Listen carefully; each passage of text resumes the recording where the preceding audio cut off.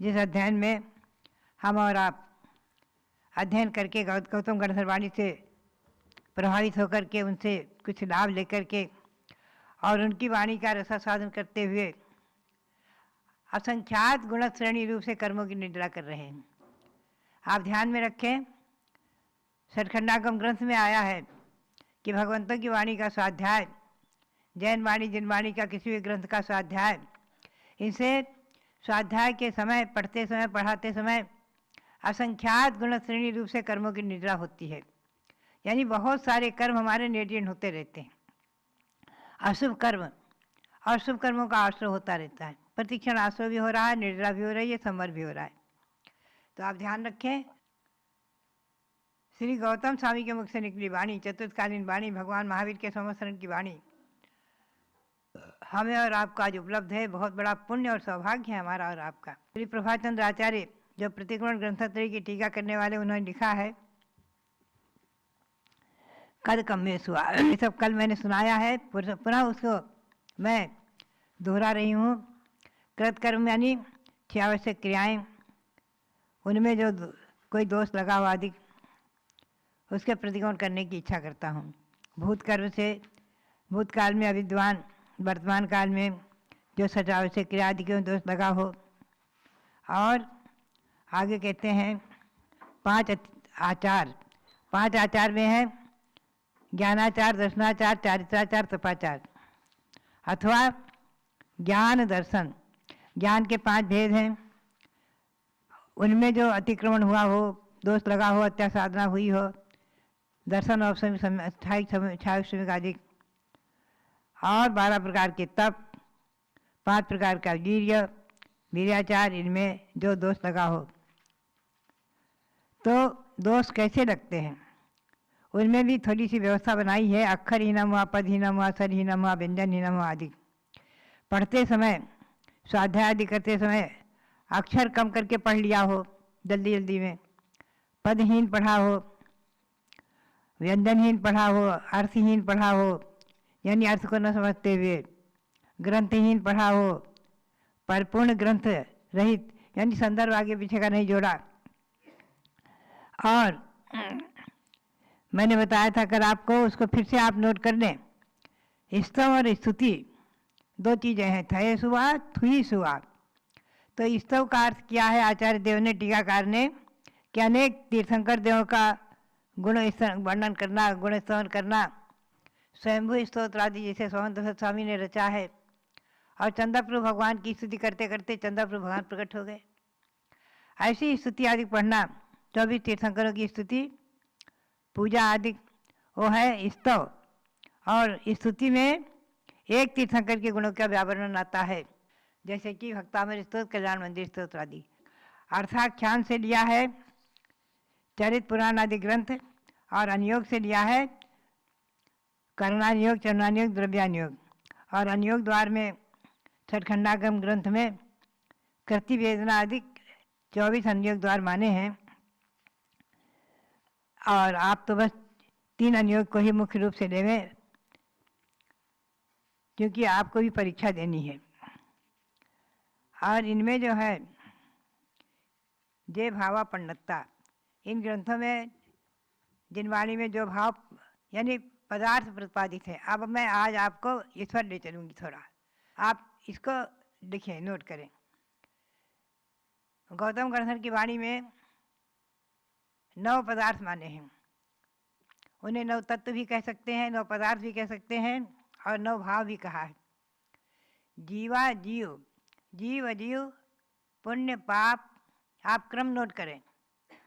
जीव अजीव, पुण्य पाप, आश्रव, संवर, निर्जरा, बंध और मोक्ष।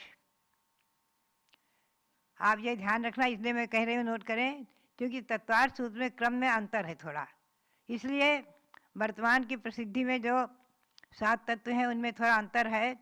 इसलिए मैं आपको गणधर वाणी के आधार से नोट कराना चाहती हूँ कि अंतर भी आप जरूर समझें। और हमें दोनों पर श्रद्धा रखनी है, कि गौतम स्वामी के वचनों पर श्रद्धा ही है, और उमा स्वामी के वचनों पर भी हमें श्रद्धा रखकर ही चलना है, उसे गलत नहीं कहना है, जो भी हो। तो यह अंतर भी आपको नोट करना है। जीव अजीव पुण्य पाप आश्रव संवर निर्जरा पुनः बंध और मोक्ष। यही क्रम श्री कुंद कुंद देव ने मूलाचार में रखा है और यही क्रम, यही गाथा के रूप में श्री कुंद कुंद देव ने समय सार में रखा है। और इसी क्रम से समय सार में उन्होंने अधिकार विभाजित किए हैं। पहले जीव अधिकार, फिर अजीव अधिकार, फिर पुण्य पाप अधिकार, फिर आश्रव, फिर संवर, फिर निर्जरा, फिर बंध और फिर मोक्ष अधिकार, ऐसा क्रम से लिया है। इसलिए कभी, मेरे कहने का मतलब यहाँ ध्यान में रखो कि कभी इस क्रम में, गौतम स्वामी की वाणी के इस क्रम में, सुदम्याहु संतो में जो श्रावकों के लिए प्रकरण आया है उसमें 9 पदार्थ के नाम आए हैं, उनमें कभी भी संशोधन नहीं करना चाहिए। एक विद्वान ने कर दिया है, इसीलिए मैं कहना चाहूँगी। उन्होंने आश्रय के बाद बंध रख दिया, पुनः समर, निद्रा और मोक्ष रखा। तो मेरा कहना रहा कि आप गौतम स्वामी की कृति में परिवर्तन ना करें, कुंद कुंद देव की कृति में परिवर्तन ना करें। समय सार में उन्होंने यही क्रम रखा है और यही क्रम श्री नेमी चंद्र आचार्य ने कोमटसार जीवकांड में रखा है। यही क्रम पंचाष्टिकाय में श्री कुंद कुंद देव ने रखा है। तो हमें और आपको ये ध्यान रखना है कि ये क्रम गौतम गणधर वाणी में और षटखंडागम ग्रंथ में, आप नोट करें, गौतम गणधर वाणी, षटखंडागम ग्रंथ और समय सार, पंचाष्टिकाय, कुंद कुंद की वाणी में और नेमीचंद सिद्धांत चक्रवर्ती के द्वारा रचित जो जीवकांड है उसमें यही क्रम आया है। उमा स्वामी के आचार्य से क्रम में परिवर्तन है, अंतर है। उसमें है उन्होंने आश्रव के बाद बंध रखा है, पुनः समर, निद्रा और मोक्ष रखा है। इतना ही अंतर है और कुछ अंतर नहीं है। परिभाषाएं सबकी एक ही हैं, अर्थ सबके एक ही हैं। इस अंतर को भी समझ करके ध्यान में रखो। हमें उमा स्वामी आचार्य की कृति में ही परिवर्तन नहीं कर देना है, उसमें भी वही क्रम है। उसी क्रम से उन्होंने तत्वार्थ सूत्र में अध्याय रखी हैं। पहली अध्याय से 4 अध्याय तक जीव दत्त का वर्णन है, 5वीं में अजीव का है, फिर 6ठी में आश्रव का है और 7वीं में आश्रव का है, पुनः 8वीं में बंध का है, कर्म का है, और 9वीं में संवर और निर्जरा का है और 10वीं में मोक्ष का है। तो उन्होंने अपने क्रम से, अपने जिस क्रम से इनका प्रतिपादन किया है, जीवा जीवाश्रव बंध संवर निद्रा मोक्षाश्च तत्तम, उसी सूत्र के अनुसार अध्याय में क्रम भी रखा है। तो हमें हमारी आचार्यों की वाणी पर पूर्ण श्रद्धा रख करके और दोनों का अलग अलग अंतर समझ करके उसी हिसाब से पढ़ना है, उसी हिसाब से समझना है, उसी हिसाब से क्रम रखना है, पढ़ाना है। अंतर में परिवर्तन इधर की उधर, उधर की उधर नहीं करना है। ना गौतम स्वामी की कृति में परिवर्तन करना है उमा स्वामी के आधार से, ना उमा स्वामी आचार्य की कृति में परिवर्तन करना है गौतम स्वामी के आधार से। ये बात हमेशा ध्यान में रखें। तो ये मैंने आपको बताया, ये भाव यानी पदार्थ जो आगम में प्रतिपादित है, किसने प्रतिपादित किए हैं? तो गौतम स्वामी कहते हैं यहाँ इस गौतम स्वामी की वाणी में है कि अरहंत अरहंत भगवान ने प्रतिपादित किए हैं।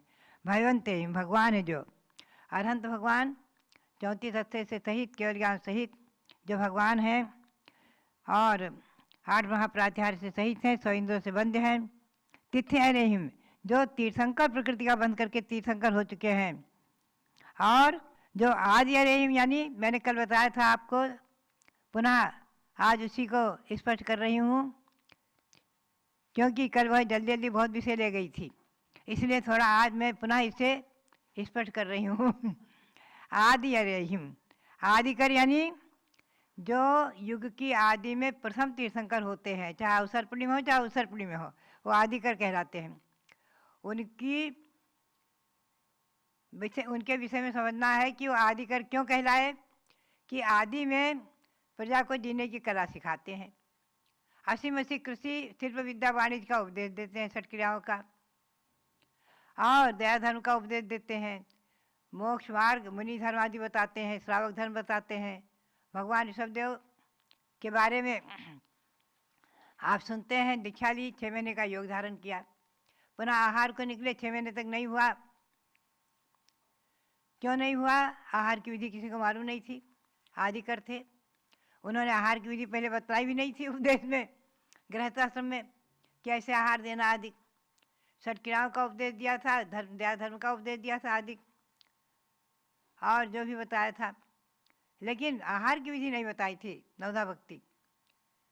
तो हस्तिनापुर में जब वो आए हैं और राजा श्रेयांश को जाति स्मरण हो गया, 8वें भव पूर्व का स्मरण हो आया, ओहो मैं इनकी रानी श्रीमती था, ये बजरंग राजा थे, 8वें भव पूर्व ये बजरंग थे, मैं श्रीमती था, और युगल मुनियों को पड़गहन करके कैसे नवधा भक्ति की थी, कैसे पड़गहन किया था, कैसे उच्च आसन में विराजमान किया था, कैसे इनके पाद प्रक्षाल करके और पूजा किया था, फिर मन शुद्धि, वचन शुद्धि, काय शुद्धि, आहार शुद्धि आदि बोल करके और इक्षुरस का आहार दिया था। राजा श्रेयांश ने इक्षुरस का आहार दिया।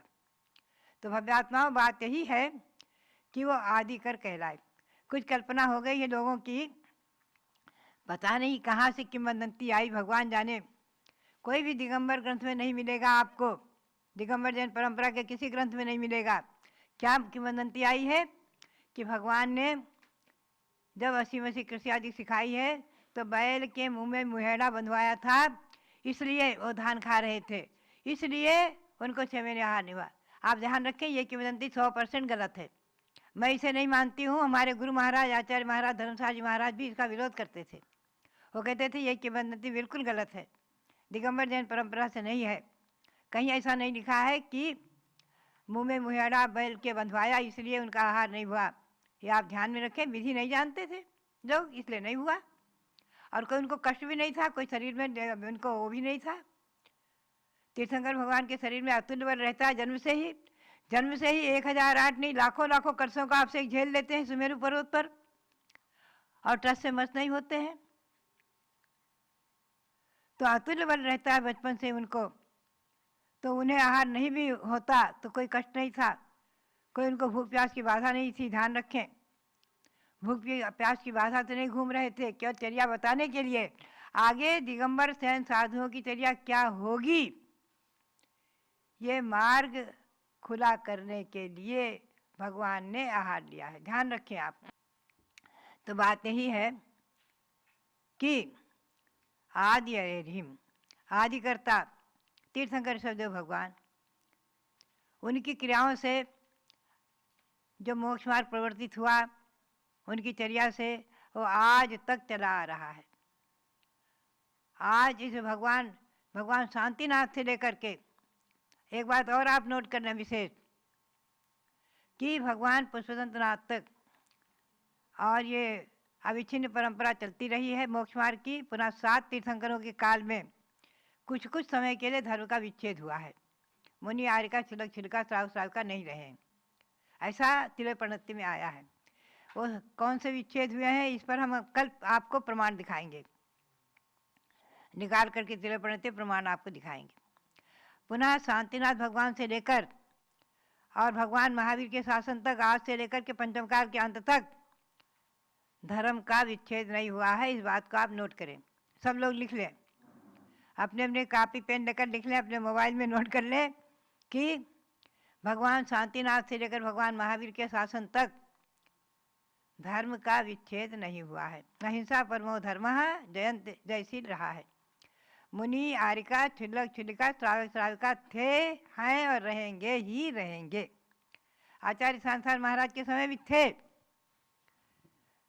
गिनती पर थे और दक्षिण में थे, उनकी प्रसिद्धि विशेष नहीं थी। इसीलिए उन्होंने जो है उत्तर प्रदेश में विहार करके और मुनि परंपरा को दिग्दिगंत व्यापी बनाया।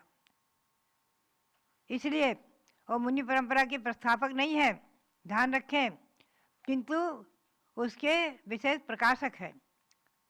उत्तर प्रदेश में विशेष उन्होंने उसका प्रकाश फैलाया है। तो इस बात को आप ध्यान में रखेंगे। इसे आदिकर्ता त्रिलोकनाथ, उनके द्वारा जो प्रतिपादित धर्म है उन पर हम श्रद्धा करते हैं। आदि आगे कल ले चलेंगे आपको। अभी आप इतना ही नोट करें और इस अध्ययन को आप अच्छी तरह से करते हुए आगे गौतम गणधर वाणी से परिचित रहें, अपनी अगली पीढ़ी को कराते रहें। यही प्रेरणा सबके लिए बहुत बहुत मंगल आशीर्वाद।